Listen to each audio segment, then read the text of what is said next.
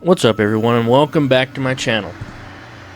So today I'm going to continue my review ratings of every map in Call of Duty World at War. Today I'll review 4 more maps. I'll be reviewing Courtyard, Dome, Downfall, and Hangar. If you haven't seen my first video of me reviewing this game, go check it out. Let's get started with Courtyard. So Courtyard was set in Shuri, Japan again, just like Castle. It was a small to medium-sized map with open sightlines down the center and the sides. For the looks of this map, it was another map that had the Japanese architecture on the buildings in the perimeter of the map.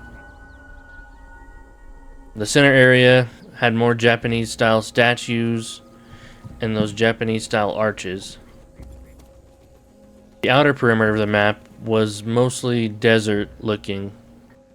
Most of the buildings on the outer perimeter were also on fire. Throughout the game, the fire was raining down glowing ash all over the place. In the center, there was actually quite a bit of green trees and other plants, but overall there was a lot of destruction on this map. You could tell this was once a very beautiful sanctuary, but it just got hit with an airstrike and kind of brings down the overall looks. If there wasn't as much destruction on this map, it probably would have been rated a little higher, but I do like the architecture of the buildings and that there's color to the buildings, and so I'll give it a rating of a 7.7 for its looks. The playability was pretty good on this map. It's another fan favorite in the game. The way this map played and the way it's laid out reminds me of Countdown, just because the center area had a lot of cover spots and the outskirts or the rows down the outside of the map had long sight lines for snipers. So this map felt okay. I did get sniped a lot. There was a lot of hiding spots, so there was a lot of camping spots. There was also on the outer areas a few steps up to it, so it gave it somewhat of a high ground advantage. And also this map was reimagined in Black Ops 2 as Dig, so pretty popular for them to reimagine it, but for me, the playability was just a little above average. I'll give it a rating of a 6.9 out of 10. The cool factor and vibe is pretty good. It had a slight horror or maybe even a sad vibe to it with all the fire and destruction. It makes you feel sad because, like I said with the looks, you could tell this place was very beautiful at one point, and then it just had an airstrike hit it and completely destroyed these awesome looking buildings. You can hear the fires burning in the buildings, which gives it that scary, sad vibe too. Not really anything paranormal on this map like others in the game, but just scary in the fact of what people can do in the war. And this map also made you feel like it was going to get hit again at any moment. So I'll give the cool factor vibe rating a 7.2 out of 10. The attention to detail was pretty good. There's lots of plants on this map. The buildings had tons of detail on the outer portions of the buildings with the architecture, and then these pillars with the dragon murals on them or whatever. And then there's a dragon on top of the building with tons of detail as well. And then if you look over here at this building, there's this dragon that fell through the building, which kind of makes you wonder how it got there. In the center, there's also tons of those statues that they reuse, just like on Castle. Speaking of Castle, you can actually see Castle off in the distance. Although you can see Castle on this map, you can't see this map on Castle. There's also many of the buildings on the outskirts that have props in them. These buildings you can't go in, but the reason why there's furniture and other things in them is because this map was converted from one of the areas of the campaign mission Breaking Point. So overall, this map was pretty good with the attention to detail. I'll give it a rating of a 7.9 out of 10. That makes the total for Courtyard a 29.7 out of 40. Dome is next on the list. Dome took place in Berlin, Germany. It was a very small map. This was probably what you'd call this game's shipment. The looks were not good. They were mostly gray and there was just destruction everywhere. This map was full of rubble, sandbags, boarded up areas, and just destruction overall. You can tell this room here was once a huge room with the broken ceiling. A huge dome, obviously. That's why the map's called Dome. The only color that you can really see is there are a few potted plants on this map, which are the only plants on the whole map. But you're on top of a building, so it doesn't really make sense to have very many plants on the map. Overall, the looks rating was pretty low. I'll give it a 2.5 out of 10. The playability. This was another small and very chaotic map like Shipment. This map was very fun. I didn't really like the high ground in the center area. You'd have snipers up there camping and just watching these doorways. So I kind of wish there was really no elevation, even down towards the front here with these steps. Wish it was flat. It'd be, in my opinion, a little better playability, but it didn't play as good as Shipment. I'm not going to give it a 9 or anything. I'll give it a little above average rating of a 6.8. Now for the cool factor or vibe, the map's atmosphere was very dark. If you look out here, the clouds in the sky were even black, which gave it a very dark, hellish vibe. You can hear a German talking off in the distance, which gave it that very scary vibe as well. And if you fall down this hole, you can hear German chants. In spectator mode, if you go down there, you can hear it constantly. So this map wasn't very cool, but the horror vibe was pretty high. So I'll give it a rating of a 7 out of 10. For the attention to detail on this map, the main play area in the dome was somewhat detailed, mostly full of destroyed concrete and bricks. There was all this wood scaffolding everywhere, and then these statues in the wood structures that looks like they're about to be put up, and then this map got bombed. So there's tons of destroyed buildings off in the distance on the outskirts with smoke coming out of them. And if you go down here towards the bottom here on the outskirts, there's a floating truck. When you look at the front facade of the building, you can see that there was missile strikes or bombs that hit the building with the scars on the building. The center main piece in the dome actually had a lot of detail on it, whatever it is. And if you go down in the pit where the chants are, there's actually tons of detail on the walls. And there's even doors down here, a hallway and everything.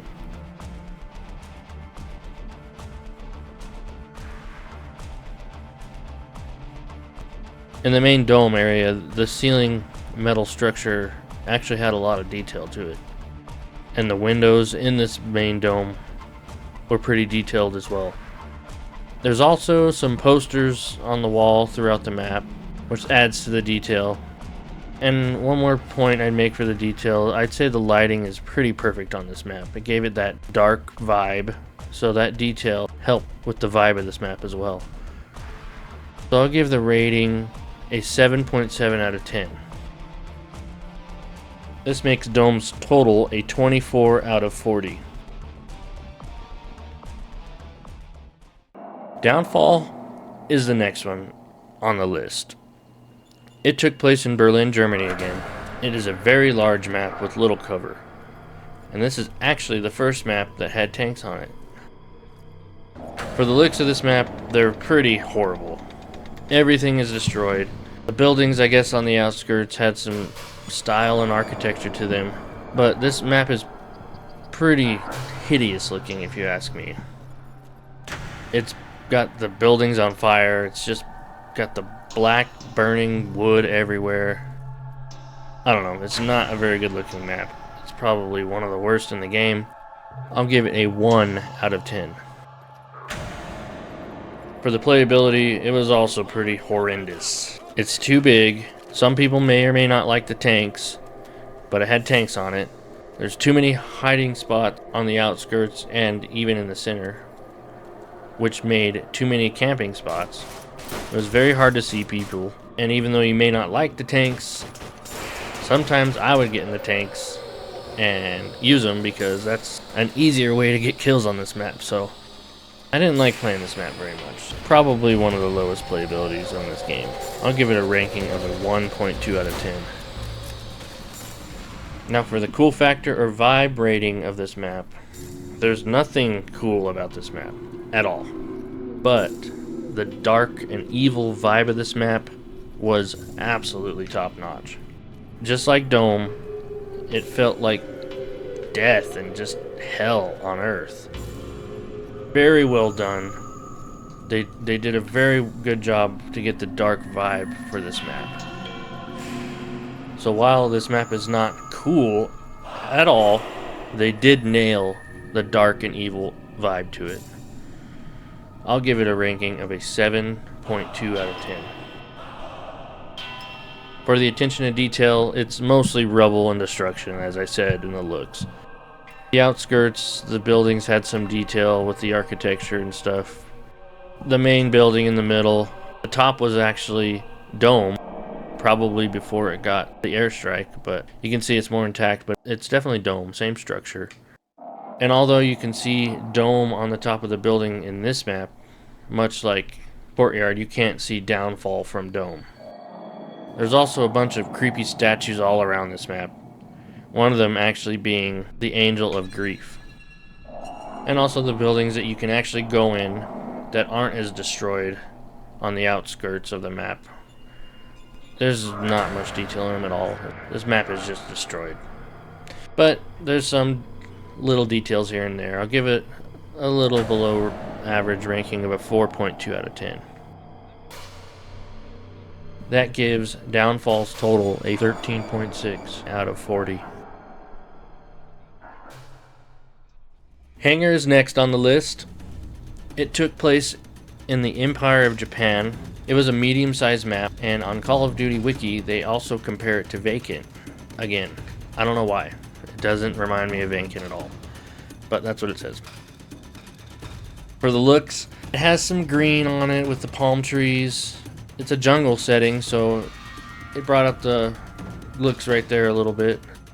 The hangar, the main building, wasn't the best looking. It was rusty, the roof is broken. But inside the hangar, the green and red planes actually brought some color to it. Although the building is not very good looking itself, the jungle and just that little bit of color the planes help it a little bit. I'll give the looks rating a 4.1 out of 10. For the playability of this map, I'd say this map played very well.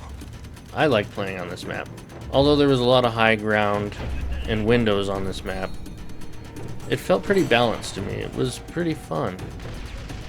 You could flank those guys on the windows. Plenty of areas and routes to get to those sniping spots. Felt like you could use pretty much any weapon on this map as well. You could snipe, you could run with the AR or SMG or even shotguns. This is actually one of my favorites to play on. I think it's a pretty perfect size, and the flow was pretty decent, so I'm surprised they haven't remade this map or remastered it. I'll give the playability an 8.5 out of 10. The cool factor or vibe of this map was pretty good. The hangar itself had a pretty eerie feeling to it. When you go outside, you can hear the birds chirping, again, just like on other maps in the game. So it gave it a somewhat peaceful vibe to the chaos, or the war, I should say. It was actually pretty cool that you're fighting in a rundown hangar. So the eeriness and everything was pretty good on this map in the main hangar. But if you go down into this area over here, there's this cell, and you can see a body in it, American soldier. And if you stand here long enough, you can hear the residual agony and pain of the tortured soldier.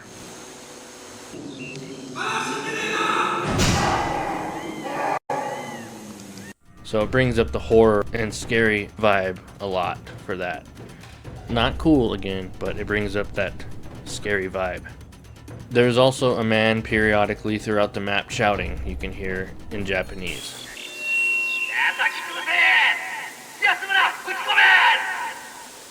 So overall the vibe and cool factor was pretty good. I'll give it a 6.8 out of 10. The attention to detail. It was actually pretty high on this map. You wouldn't think, just being a basic hangar, there'd be much to it. But the main hangar has the 2 rundown planes, and if you look in the ceiling, there's wires and lighting. There's actually quite a bit of furniture and equipment in the upper areas of the hangar. And in this little room here, there's a radio on the desk, and you can hear a man faintly coming through screaming.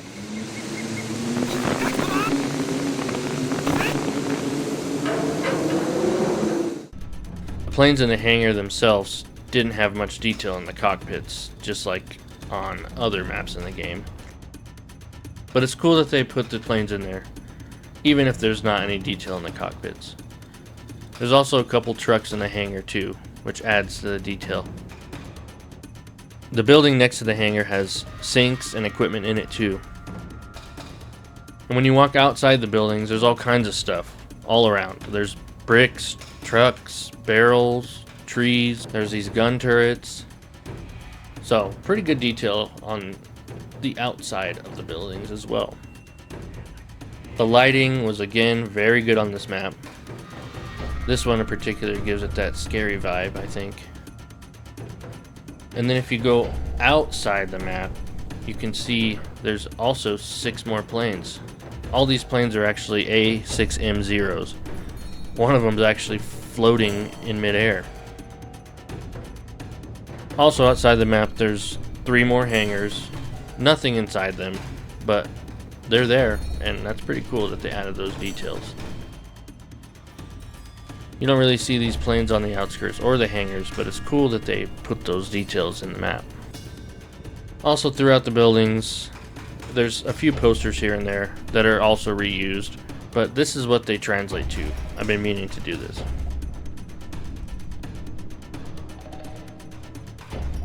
And in that scary, horrible jail cell, there's also blood on the floor and wall.